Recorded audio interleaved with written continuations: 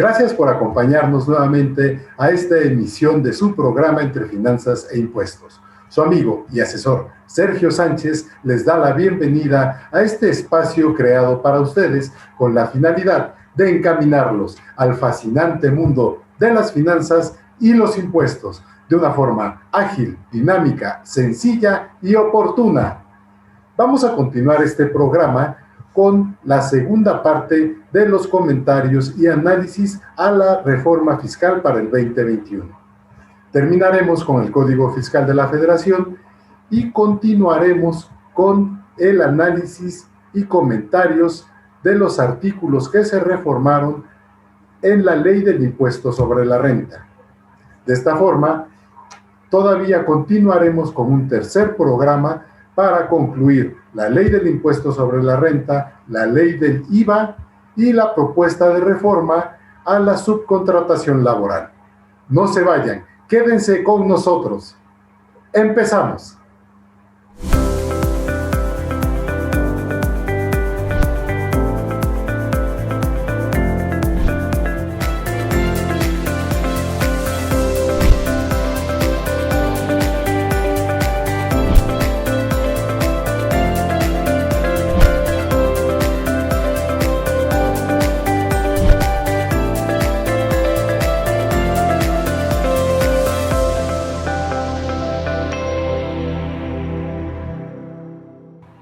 Ahora, refiriéndome al artículo 30 del Código Fiscal de la Federación, debemos considerar que la contabilidad se constituye como un elemento de soporte para el cumplimiento de nuestras obligaciones fiscales. Tradicionalmente, el tiempo que la autoridad establece para que se guarde y se conserve la documentación contable es de 5 años. 5 años que pueden ser mayores dependiendo de ciertas circunstancias que hoy no son el caso comentar, pero estos 5 años no aplican para toda la documentación. Hay documentación que por su propia naturaleza debe mantenerse por un tiempo mayor, como es el caso de las actas de asamblea, de las sociedades. Estas se deben conservar por toda la vida de la sociedad. Y en este caso, que para 2021 se establece una modificación que está relacionada con las actas de asamblea y que comentamos en este momento. Se refiere a los estados de cuenta bancarios. De acuerdo con lo que se señala en el artículo 33A, fracción cuarta del reglamento del Código Fiscal de la Federación, los estados de cuenta bancarios, incluyendo sus conciliaciones, forman parte de la contabilidad. Al formar parte de la contabilidad, el tiempo en el que deben conservarse son 5 años. En el caso de los estados de cuenta. Luego tenemos que también forman parte de la contabilidad, conforme al artículo 28, fracción primera, inciso A del Código Fiscal de la Federación, los libros y registros sociales. Los libros y registros sociales, de acuerdo con la legislación mercantil, son libros de accionistas, libros de aumentos y disminución de capital social. Entonces, los estados de cuenta bancarios y libros y registros sociales, pues son parte de la contabilidad. Aquí nos preguntaríamos, ¿qué tiene que hacer en la contabilidad el libro de actas o las actas de asamblea? Eso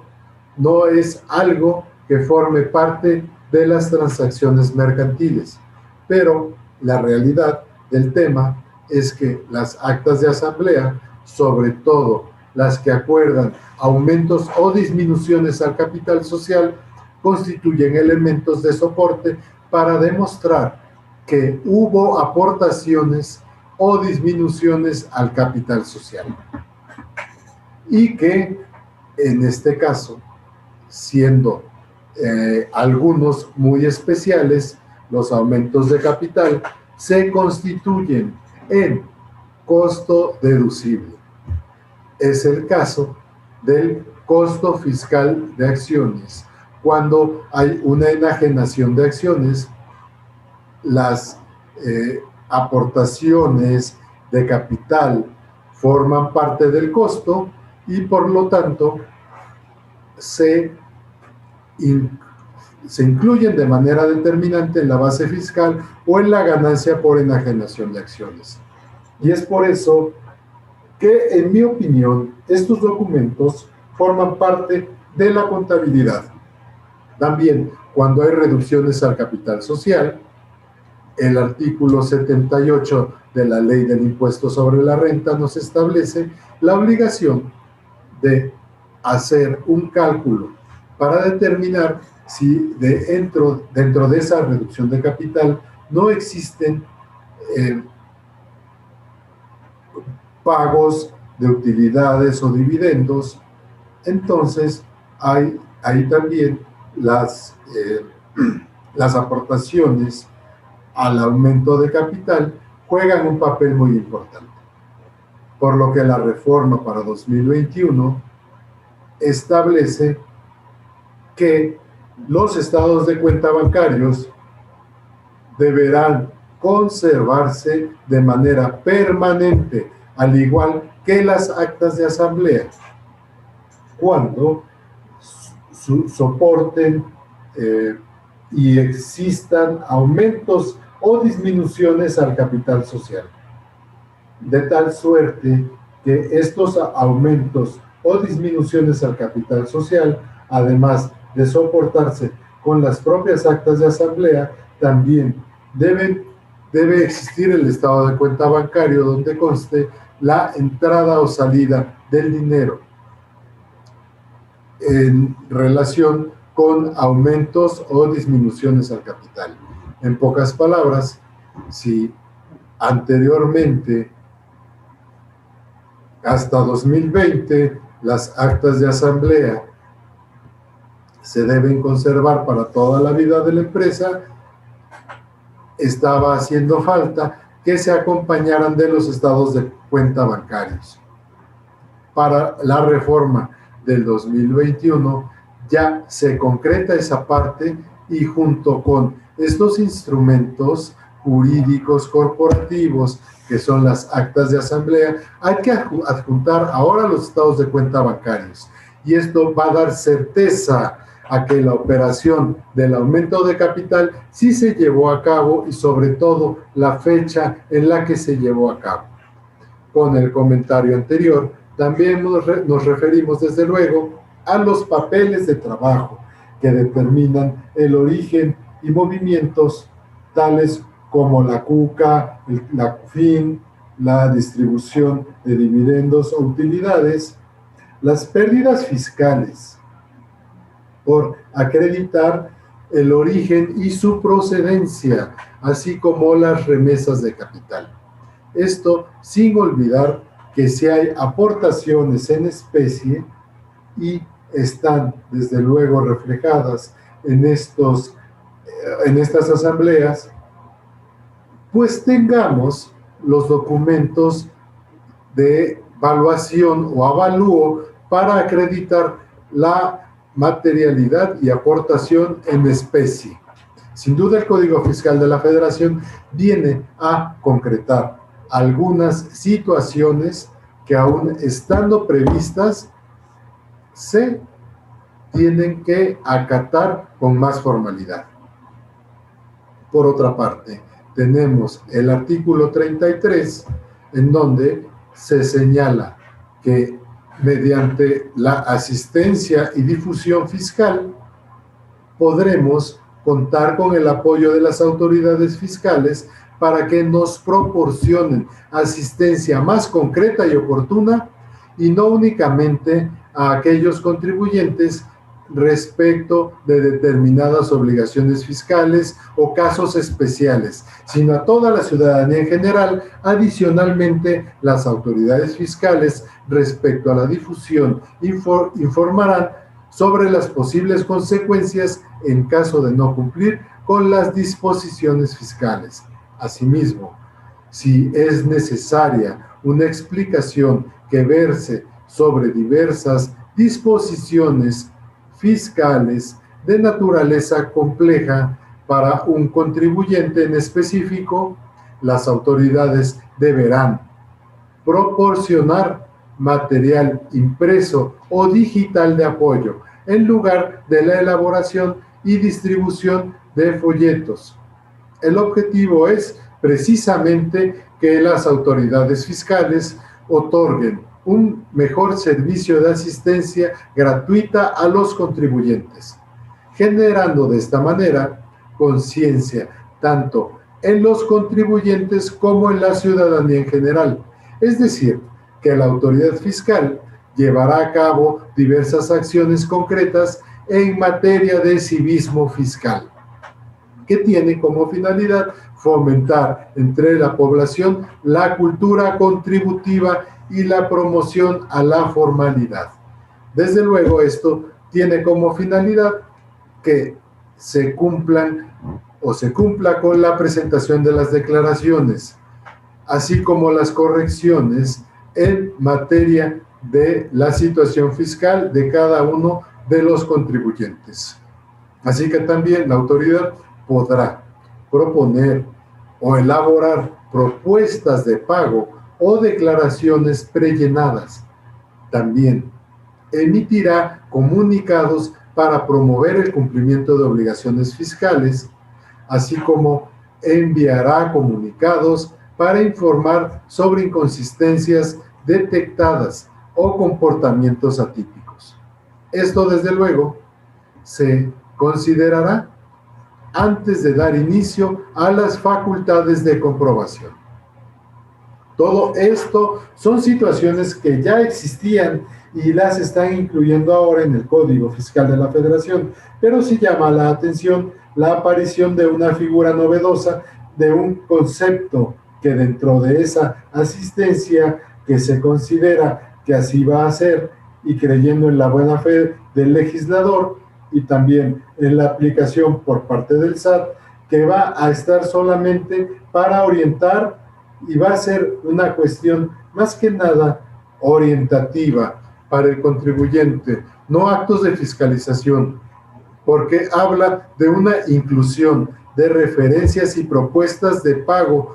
de generar ciertos parámetros para los contribuyentes en cuanto a cómo vienen tributando. En pocas palabras, se busca advertir inconsistencias o comportamientos fiscales atípicos, como he mencionado, de tal forma que, pues todo esto nos invita a tener por presentadas nuestras declaraciones de pagos provisionales y anuales de forma oportuna, para evitar estas invitaciones o análisis que nos haga llegar la autoridad y prevenirnos ante otra posible eventualidad que pueda resultar diferente a una advertencia que nos mantenga muy inquietos respecto a la información que nos proporcionen y a la que en realidad deberemos proporcionar. Porque también recordemos que la autoridad no cuenta con registros contables tales como las depreciaciones, amortizaciones, flujos financieros en caja, en el banco, y esto de forma efectiva, las cuentas de deudores, acreedores, etc.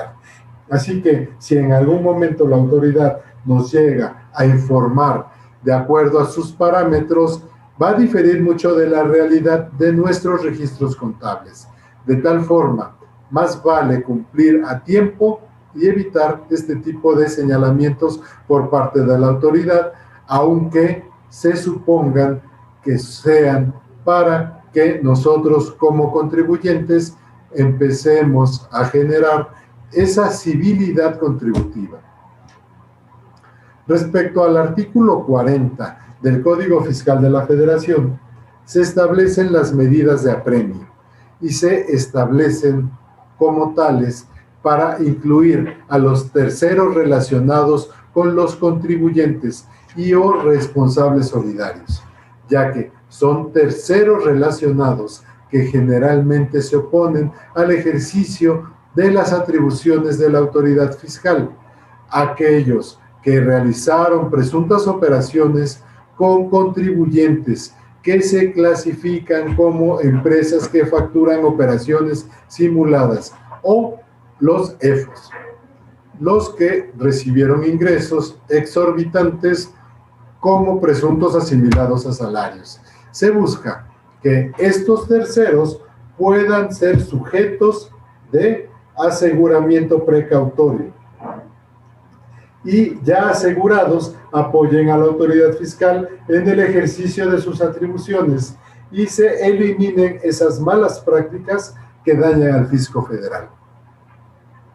Se menciona también que las medidas de apremio son idóneas porque se va a lograr que estos terceros que generalmente se oponen permitan que se ejerzan las facultades de comprobación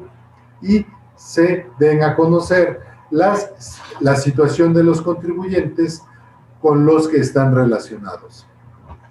También se está consciente que es una medida agresiva, pero se está condicionando a que estos terceros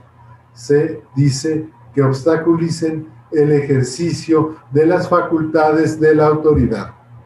Y si no lo hacen, pues la medida de fiscalización no será aplicada. Entonces, es como una medida de advertencia de que si te portas mal, vamos a ejercer esta medida. O colaboras con la autoridad, o como se podría mencionar, o por lo que se reconoce que el aseguramiento precautorio de los bienes o negociación del contribuyente es una medida enérgica que puede causar una afectación importante. Sin embargo, tanto el nacimiento de la referida medida como de apremio y su permanencia van a depender del proceder propio del contribuyente. Y esto constituye una advertencia de riesgo, como he mencionado, que conlleva el oponerse, impedir, obstaculizar el inicio de las facultades de comprobación de las autoridades fiscales, por lo que la medida que garantizará que se vencerá la resistencia del particular. Siendo así las cosas, además se considera que los terceros relacionados con el contribuyente y o con el responsable solidario generalmente se lleguen en estos casos a encubrir uno con otro, especialmente en los esquemas de simulación o de operaciones que no tienen materialidad.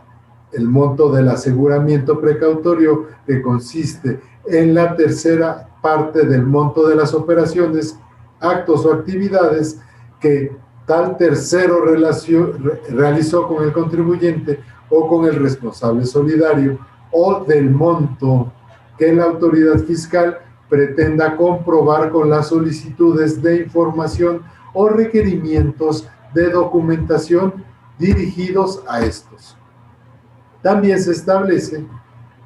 el cambio de orden de los bienes embargables, ya que primero van por los recursos líquidos, en primer lugar cuentas bancarias, ya que en medida de que se quita la liquidez o se presiona con la liquidez a este tercero, se va a ahogar y de esta forma se obligará materialmente a que colaboren con la autoridad. Se permite, dentro de la regulación de la medida de apremio, que si el tercero dice: yo no tengo bienes o estoy impedido para atender completa o parcialmente tu solicitud, y lo justifica, pues aminora o incluso no se le aplica la medida de apremio. De alguna manera, lo que está haciendo es que el tercero se pronuncie y dé información o manifieste y justifique por qué no tiene en su caso esta información. Por supuesto que la medida cautelar, cuando se aplique, se levantará un acta circunstanciada de la diligencia en donde se aplique la medida. Quienes le preocupan a la autoridad son los contribuyentes no localizados, que hayan desaparecido, que su domicilio no exista o que no estén inscritos en el RFC o que no exhiban los comprobantes que amparen la legal posesión de la propiedad de las mercancías que enajenen. Cuando exista riesgo inminente que oculten o enajenen o dilapiden sus bienes. Cuando se detecte también con envases o recipientes que contengan bebidas alcohólicas, que no tengan adheridos marbetes o precintos, o también teniéndolos adheridos estos sean falsos o se encuentren alterados, y cuando no se acredite la legal posesión de los marbetes o precintos que tengan en su poder los contribuyentes. Cuando existan estos riesgos inminentes, pues desde luego deberán manifestarlo en la medida cautelar y probablemente sea motivo de controversia en los tribunales, si es que el afectado estima que la motivación no existe. Como observamos en las láminas, pues se van básicamente por los asuntos más líquidos, que son depósitos bancarios, cuentas por cobrar, dineros y metales preciosos, bienes inmuebles, otros bienes inmuebles, las mismas negociaciones y posteriormente a los intangibles como son derechos de autor, patentes y otros, así como obras de arte y joyas. Cuando el afectado se manifieste bajo protesta de decir verdad, que no cuenta con los bienes a asegurar y se manifieste bajo protesta de decir verdad, o bien no acredite la propiedad de los mismos bienes, dicha circunstancia se asentará en el acta circunstanciada, lo que permitirá a la autoridad fiscal practicar el aseguramiento sobre cualquiera de los otros bienes atendiendo al citado orden de prelación. En el caso en el que el valor del bien a asegurar no sea suficiente, se podrá practicar el aseguramiento sobre el siguiente bien en el orden de prelación que aquí estamos observando. Recordemos que se declara bajo protesta de decir verdad, y si se declara falsamente ante una autoridad, pues desde luego va a existir también otro delito que perseguir. De esta forma, la autoridad fiscal notificará al interesado que se llevó a cabo el aseguramiento precautorio de sus bienes o negociación, señalando la conducta que lo originó y, en su caso, el monto sobre el cual procedió el mismo, dentro de un plazo no mayor a 20 días contados a partir de la fecha en que el aseguramiento precautorio se haya llevado a cabo. Los bienes asegurados precautoriamente podrán dejarse en posesión del asegurado en la diligencia por la que se practique el aseguramiento precautorio y hasta que el mismo se levante. Y además, este actuará como depositario, debiendo rendir cuenta a la autoridad fiscal competente respecto de los bienes que se encuentren bajo su custodia. Hay que observar que esta notificación tendrá una duración de 20 días a partir de que se inicie el aseguramiento. El aseguramiento concluirá cuando el ejercicio de facultades de comprobación se concluya dentro de los plazos establecidos en el Código, cuando también se acredite que ha cesado la conducta que dio origen al aseguramiento o cuando exista una orden de suspensión emitida por la autoridad competente. En este caso, se deberá hacer el levantamiento dentro de los 3 días siguientes, en donde se le informará al contribuyente que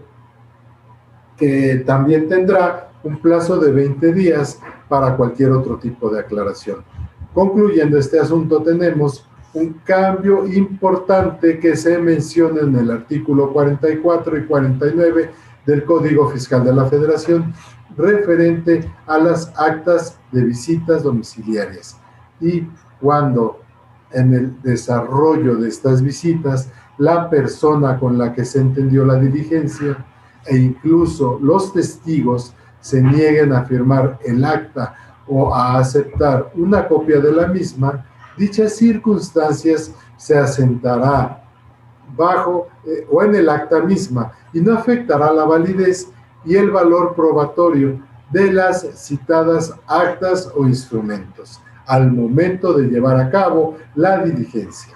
Siendo así, también afortunadamente se le da reversa al uso de la tecnología en las visitas domiciliarias, y esto se iba a prevenir en el artículo 45 del Código Fiscal de la Federación, en donde la autoridad iba a hacer uso de la tecnología para videograbar, fotografiar o por medio del teléfono celular u otros mecanismos que permitan recabar información, los bienes de los contribuyentes, de tal forma que quedaría evidencia de los activos de los contribuyentes. Y esto afortunadamente no se aprobó en la reforma, de tal manera que no valdría la pena comentar más al respecto. Es importante también señalar que dentro del artículo 46 tendremos que los visitadores tendrán facultades para poder valorar la documentación que se les exhiba. Esto realmente es algo que hay que valorar bastante, ya que son precisiones a la generación de las actas de visita domiciliaria que llevarán a cabo los visitadores. Y como he mencionado, ellos tendrán la facultad para realizar la valoración de los documentos o informes obtenidos de terceros en el desarrollo de la visita, así como de los documentos, libros o registros que presente el contribuyente dentro de los plazos establecidos para desvirtuar hechos u omisiones mencionados en la última acta parcial. La valoración a la que se menciona comprenderá el análisis, la revisión, comparación, evaluación y apreciación que realizará en lo individual o en su conjunto para determinar la idoneidad y alcance de los libros, registros e informes. Esto, desde luego, nos lleva a una controversia y es un tanto como ambiguo, porque caerá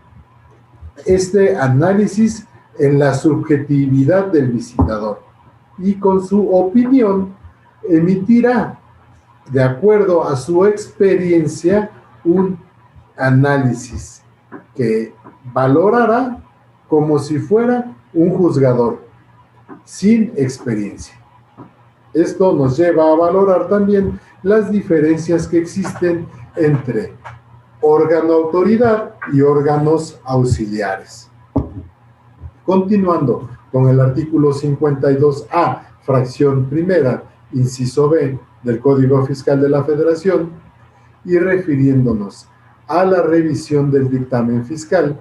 encontramos que cuando las autoridades fiscales, en el ejercicio de sus facultades de comprobación, a que se refiere la fracción cuarta del artículo 42 de este código, revisen el dictamen y demás información a que se refiere este artículo y el reglamento de este código, deberán seguir el orden siguiente: la exhibición de los papeles de trabajo con motivo de la auditoría practicada, los cuales en todo caso se entiende que son propiedad del contador público, para lo cual deberá comparecer ante la autoridad fiscal a fin de realizar aclaraciones que en este acto se le soliciten en relación con los mismos. La revisión a que se refiere esta fracción se llevará exclusivamente con el contador público certificado que haya formulado el dictamen sin que sea procedente la representación legal. Esta revisión no deberá exceder de un plazo de 6 meses contados a partir de que se notifique al contador público la solicitud de exhibición de los papeles de trabajo elaborados con motivo de la auditoría practicada. Se le vuelve a dar importancia al dictamen fiscal y a los papeles de trabajo del contador público, tanto como certificado y el mismo que elabore los documentos fiscales y contables para efectos de la comprobación ante las autoridades fiscales. Consecuentemente, tenemos el artículo 69b bis, en donde la autoridad fiscal podrá presumir que se efectuó la transferencia indebida del derecho a disminuir pérdidas fiscales, cuando del análisis de la información con que cuenta en sus bases de datos, identifique que el contribuyente que cuente con ese derecho fue parte de una reestructuración, escisión o fusión de sociedades, o bien de un cambio de accionistas. Y como consecuencia de ello, dicho contribuyente deja de formar parte del grupo al que perteneció. En este caso, también se menciona en la fracción 6 que obtenga pérdidas fiscales y se adviertan deducciones cuya contraprestación esté amparada con la suscripción de títulos de crédito o cualquier otra figura jurídica, y la obligación adquirida se extinga mediante una forma de pago distinta a la prevista para efecto de las deducciones en la ley del impuesto sobre la renta. La autoridad fiscal valorará las pruebas y defensas hechas valer por el contribuyente en un plazo que no excederá de 6 meses, contando a partir de que venza el plazo a que se refiere el cuarto párrafo de este artículo, o en su caso, el plazo de prórroga solicitado, y notificará a través del buzón tributario la resolución mediante la cual se señale si el contribuyente desvirtuó o no los hechos que llevaron a la autoridad a notificarlo. La autoridad fiscal, en consecuencia, dentro de los primeros 10 días del mencionado plazo de 6 meses, podrá requerir información adicional al contribuyente a fin de que se le proporcione a más tardar dentro de los 10 días siguientes a aquel en que surte efecto la notificación del requerimiento de información. En caso de no llevarse a cabo dentro de los plazos convenidos, la autoridad está en la disponibilidad y posibilidad de ejercer sus facultades de comprobación, en términos del artículo 42, fracción 9 de este Código Fiscal de la Federación. Lo anterior, sin perjuicio de las sanciones que en su caso concedan en términos de lo que se cita en este código, así como de considerar que la transmisión del derecho a la disminución de la pérdida fiscal en términos del presente artículo es un acto simulado para efecto de los delitos previstos en este código. Así que hay que tener mucho cuidado con esta disposición. Respecto al acuerdo conclusivo, que es uno de los ejes rectores que se mencionan respecto a la evasión y elusión fiscal, este acuerdo conclusivo entra por la problemática de aquellos contribuyentes que han tratado de utilizar este esquema como una finalidad de dilatar el procedimiento de fiscalización, de pagar las contribuciones que tienen a su cargo por parte de las autoridades fiscales y lógicamente pareciera que utilizan a la PRODECON o a la figura con una finalidad que ya no tenía nada que ver con el medio alternativo de la solución de controversias. De tal forma que respecto a la evasión y elusión fiscal se plantean adecuaciones a efecto de robustecer la vigilancia sobre fusión y escisión de sociedades, la transmisión de pérdidas fiscales, devoluciones de impuestos, comprobantes fiscales, que presumiblemente amparan operaciones simuladas, donatarias autorizadas, dictámenes fiscales, acuerdos conclusivos, precios de transferencia y cancelación en el Registro Federal de Contribuyentes por ser casos en que la autoridad fiscal ha detectado prácticas que redundan en la evasión o elusión fiscal. De tal forma que si una empresa solicita un acuerdo conclusivo y se dedica a operaciones simuladas o es una empresa facturadora de las mismas, desde luego no será procedente su solicitud para la adopción de dicho acuerdo conclusivo. Con esto damos final a lo que se refieren las modificaciones al Código Fiscal de la Federación. Una vez que ya hemos concluido con el análisis y comentarios de los principales artículos que se modificaron en el Código Fiscal de la Federación, procederemos a llevar a cabo este estudio, análisis y comentarios de la Ley del Impuesto sobre la Renta y los principales artículos que fueron modificados, de tal forma que, refiriéndome al artículo 79, en su fracción 8 encontramos un párrafo único y exclusivo para las sociedades cooperativas, mismo que señala que los organismos que, conforme a la ley,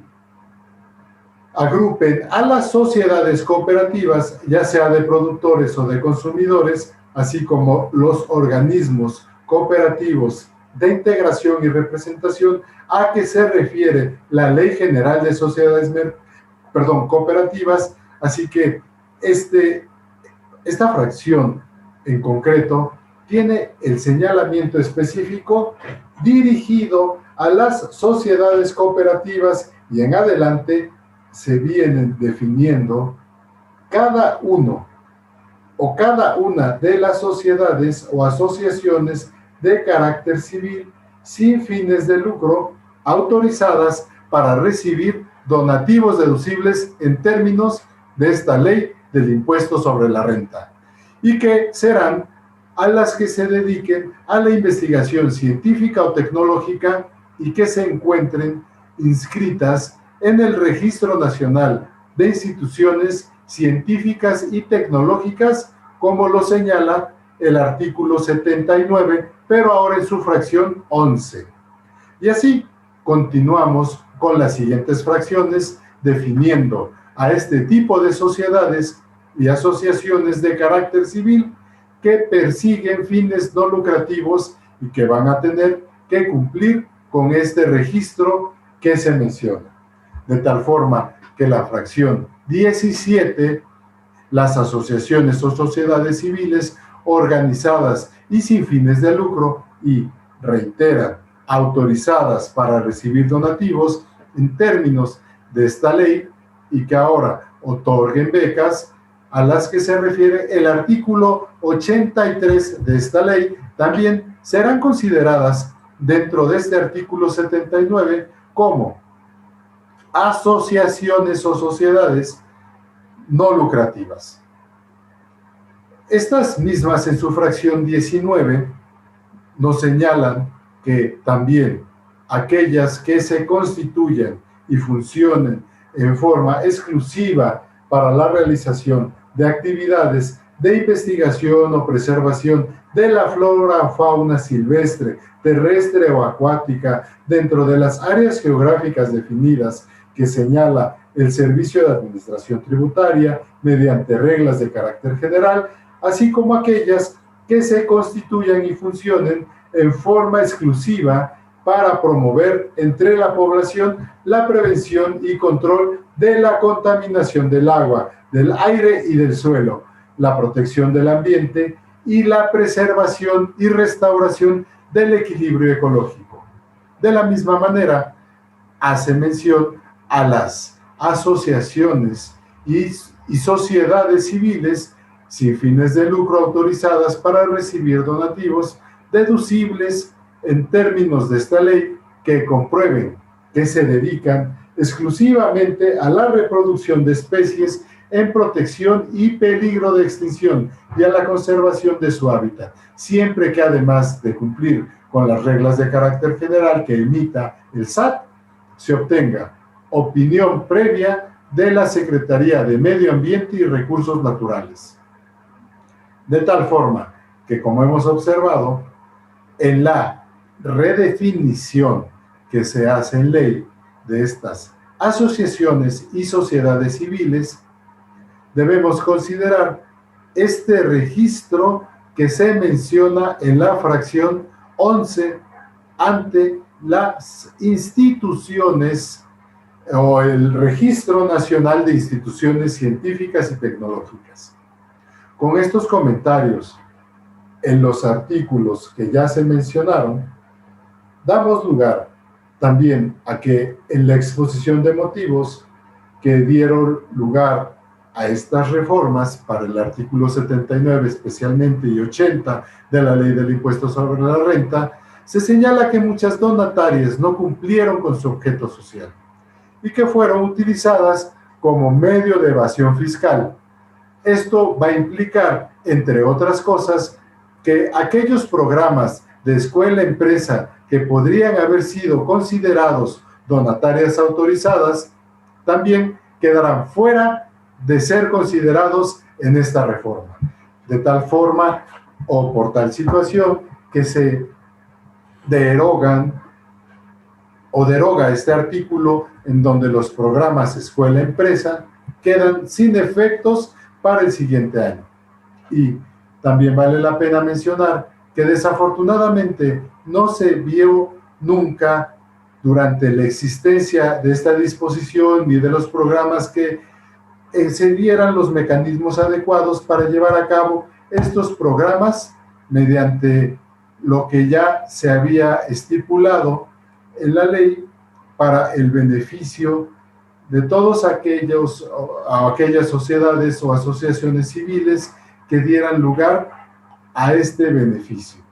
por lo que se considera letra muerta. Y atendiendo a esta realidad, esos programas de escuela-empresa ya no podrán ser donatarias autorizadas. Esa opción queda cancelada, eliminada totalmente. Donde hay un cambio importante es en el artículo 79, como se ha señalado, fracciones 11, 17, 19 y 20. En ese orden, para refrazar o recordar nuevamente y lo podamos comentar, y que las asociaciones o sociedades civiles dedicadas a la investigación tecnológica, la 17, como he mencionado, las que otorgan becas, la 19, que habla de las sociedades con fines ecológicos y el cuidado de la flora y fauna, y la 20, que se refiere a las sociedades o asociaciones civiles que se dedican a la conservación de especies en vías o en peligro de extinción. Por lo que, repito, que para que estas sociedades en el 2021 sigan en el título 2, deberán ser donatarias autorizadas. Si recordamos esta situación, la vivimos en 2014, año en el que entró en vigor la ley actual con las escuelas particulares, que hasta 2013 sociedades o asociaciones civiles dedicadas a la enseñanza con autorización y reconocimiento de validez oficial, título 3, no contribuyentes sin fines de lucro, como se hicieron llamar desde 2014, y entonces para permanecer en el título 2, esta escuela y sobre todo las particulares tenían que ser donatarias autorizadas. De lo contrario, título 3. Aquí está ocurriendo lo mismo, que las entidades que se dediquen a las actividades ya mencionadas tendrán que ser donatarias autorizadas. Entonces, 31 de diciembre, título 3, 1 de enero del 2021, deberán ser donatarias autorizadas para entrar al título 2. Pero las que más preocuparían son las sociedades dedicadas a la investigación científica y tecnológica, puesto que van a tener que llevar a cabo este trámite un tanto como, no extremo, pero sí complicado para obtener el registro como donataria autorizada, puesto que antes únicamente era ser donataria autorizada y que apareciera en el listado mismo que se publicaba en el diario oficial, y hoy hay la necesidad y obligación de que estas entidades que se dedican a las actividades mencionadas tengan la autorización de ser donatarias autorizadas. De lo contrario, no podrán pertenecer al título 2 y seguirán bajo otro orden en el título 3. Ahorita, indudablemente, si se quiere ser un no contribuyente, se necesita de la famosa autorización para recibir donativos. Recordemos que para obtener el permiso para recibir donativos, ya lo mencioné, no es un trámite sencillo, y cuando se ha otorgado, se adquieren una serie de nuevas obligaciones: la declaración por remanente, la informativa respecto al patrimonio, la de transparencia de donatarias, entre otras, que vienen a ser una nueva carga de obligaciones para este tipo de entidades. Y nos hemos visto también en problemas que cuando se trata de transmitir este tipo de información, el sistema del SAT no lo procesa, se presentan muchos problemas para la recepción por parte de la autoridad y, desde luego, vienen a cancelar el registro por falta de recibir esta información. Y este tipo de inconvenientes deben ser resueltos por la autoridad para que no se presenten. Hablando del remanente ficto o remanente distribuible, queda claro que cualquier gasto que no esté amparado por un CFDI se convierte en remanente ficto, así como persona moral del título 3, incluyendo donatarias, cuesta 35%, y va de la mano con esta reforma que simplemente trata de recaudar, de tal forma que las fracciones 21 a la 26 nos hablan de que las personas morales a las que se refieren las fracciones 5, 6, 7, 9, 10, 11, 13, 16, 17, 18, 19 y 20, así como la 24, 25 de este artículo 79, y las personas morales y fideicomisos para recibir donativos deducibles de impuestos, y los fondos de inversión a que se refiere este título considerarán remanente distribuible aun cuando no lo hayan entregado en efectivo o en bienes a sus integrantes o socios, y el importe de las omisiones de ingresos o compras no realizadas que indebidamente registradas se hayan hecho, así como las erogaciones que efectúen y no sean deducibles en los términos del título 4 de esta ley, los préstamos a que se hagan a sus socios o integrantes o a los cónyuges, ascendientes o descendientes en línea recta de dichos socios o integrantes, salvo en el caso de préstamos a los socios o integrantes de las sociedades cooperativas de ahorro y préstamo, a que se refiere la fracción 13 de este artículo, tratándose de préstamos en los términos de este párrafo, se consideren remanentes distribuibles y su importe se disminuirá de los remanentes distribuibles que la persona moral distribuya a sus socios o integrantes. De tal forma que hoy en día debemos tener más cuidado respecto al control interno de los gastos. Hay que llevar a cabo situaciones de control como el mismo compliance corporativo.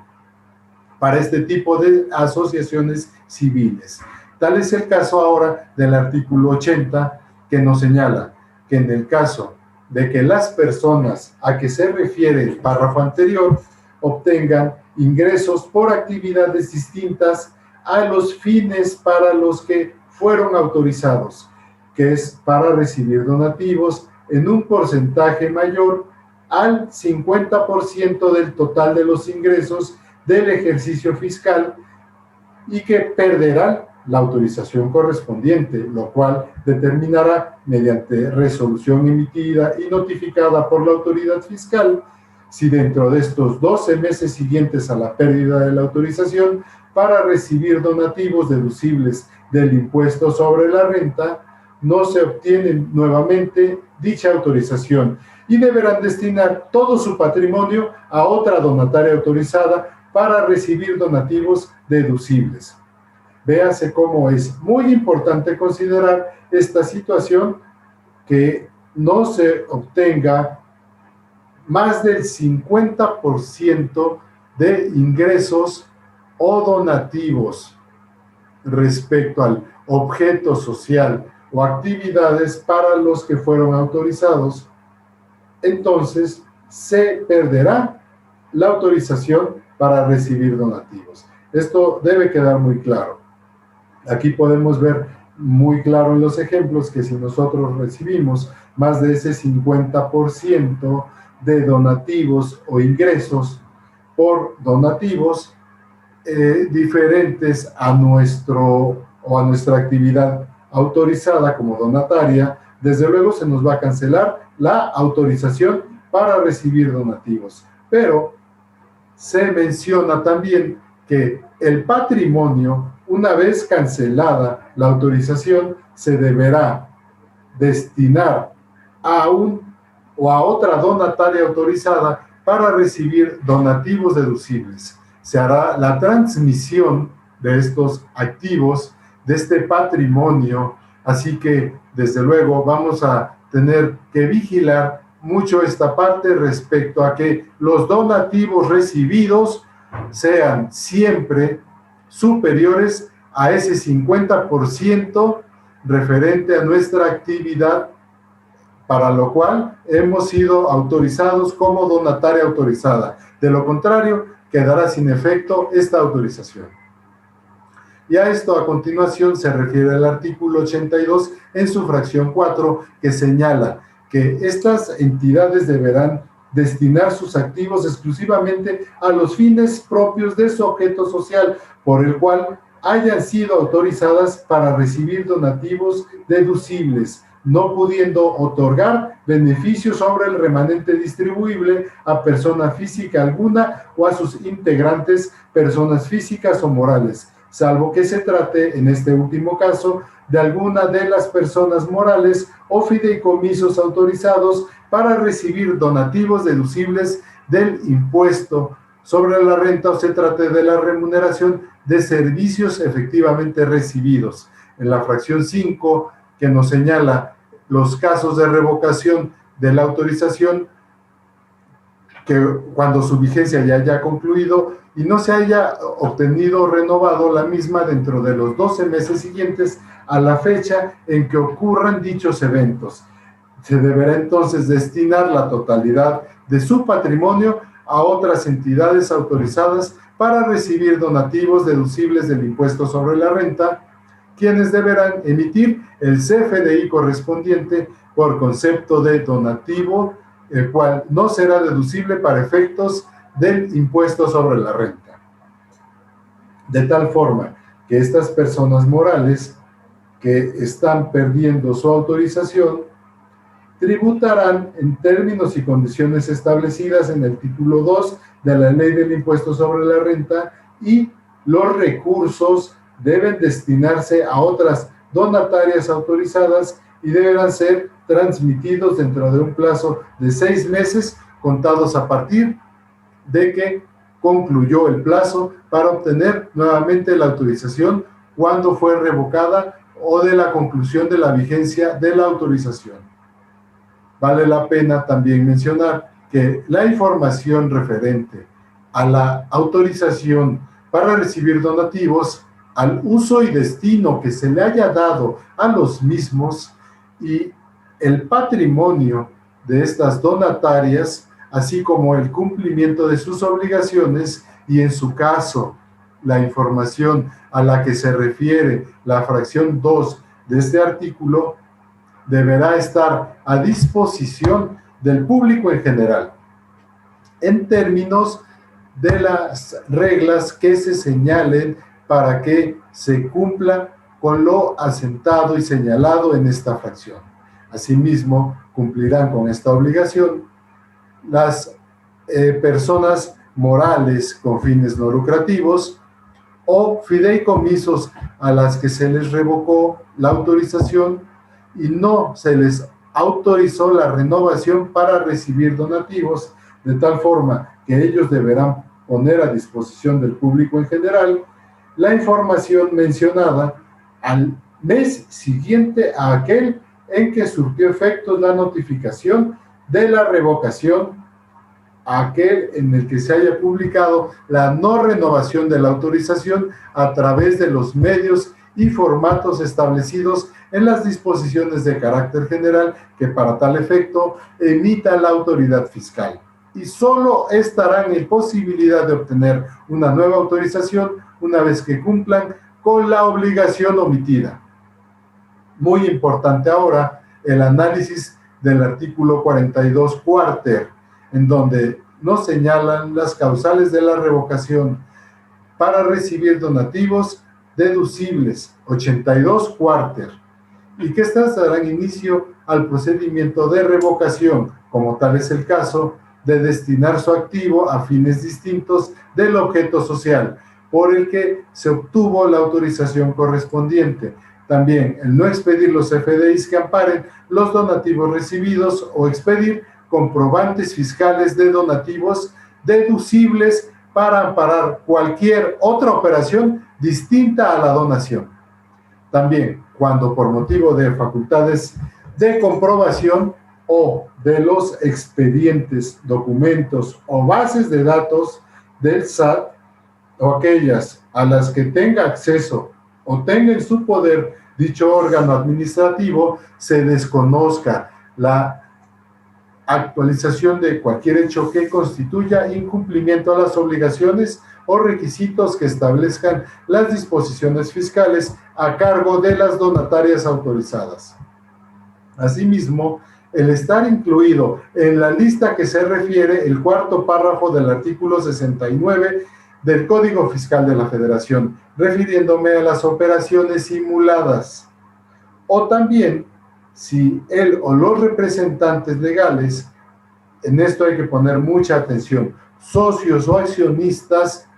o asociados o cualquier integrante del consejo directivo de administración de una organización civil o fideicomiso que haya sido revocada su autorización por ubicarse en el supuesto referido en el sentido del artículo 69b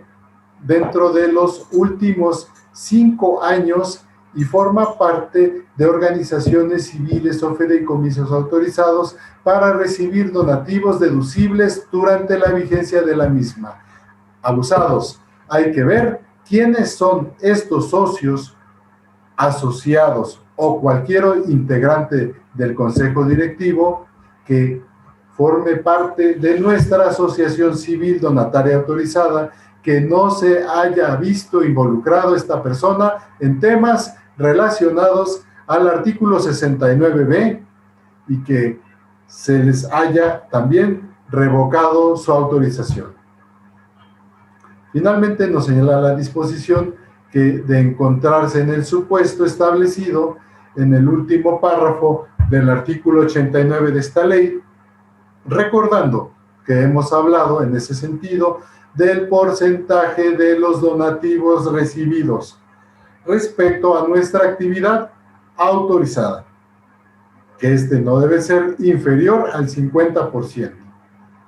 Hay que recordar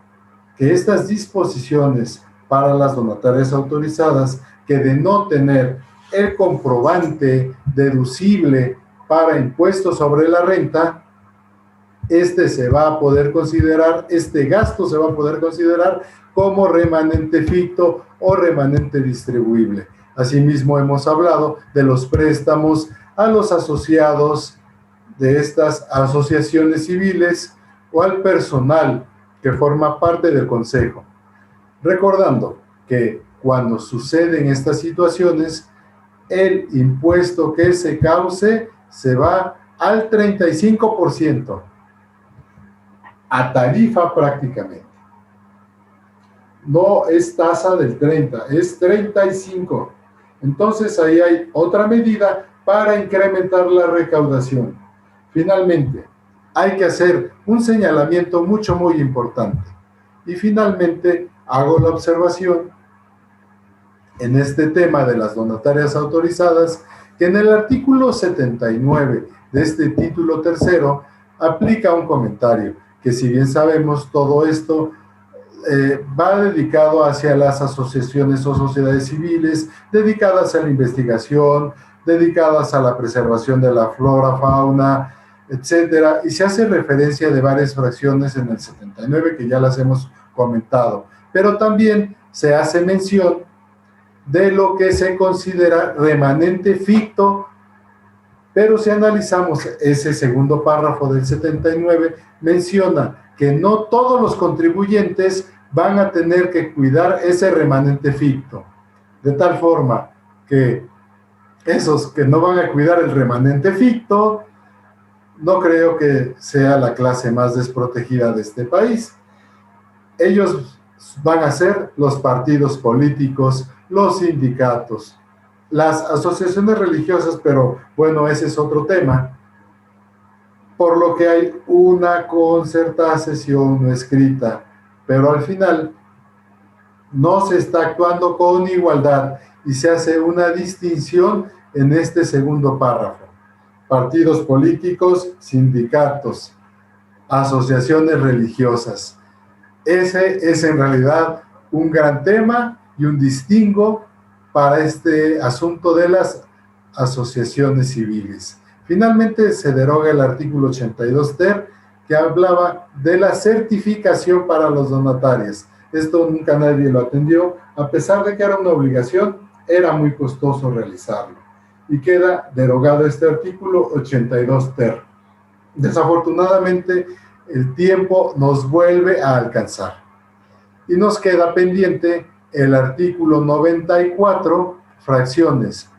4, 5 y 6 de la Ley del Impuesto sobre la Renta, que se refiere a los ingresos por asimilables a salarios, así como los cambios al artículo 113A respecto a la tasa de retención para las personas físicas que presten servicios o enajenen bienes utilizando las plataformas tecnológicas. Así que les invito a que no se pierdan una próxima emisión de este subprograma Entre Finanzas e Impuestos. No se olviden que el próximo martes 22 de diciembre continuaremos con estos dos temas pendientes en la Ley del Impuesto sobre la Renta y concluiremos con la Ley del IVA y la reforma propuesta en materia de subcontratación laboral que el pasado 12 de noviembre del 2020 se llevó a cabo por parte del Ejecutivo Federal, misma que a la fecha ya tiene o ya hay una respuesta, siendo esta para el próximo mes de febrero del 2021. Hay cambios, desde luego, pero no se han aprobado y continuamos igual y ya se analizarán respecto a la propuesta. Hoy les agradezco a todos, a ustedes el haberme acompañado y agradezco desde luego a Cadena Radio, Cadena Política, Chin Innovation y Universo Pyme por el interés que han puesto para la producción y realización de estos programas. A ustedes, público conocedor e inquieto por el conocimiento, les agradezco infinitamente su presencia, su apoyo y participación en nuestras redes sociales. Nos vemos y hasta la próxima. No se olviden que tienen una cita próximo martes 22 de diciembre a las 11 de la mañana en este su programa Entre Finanzas e Impuestos.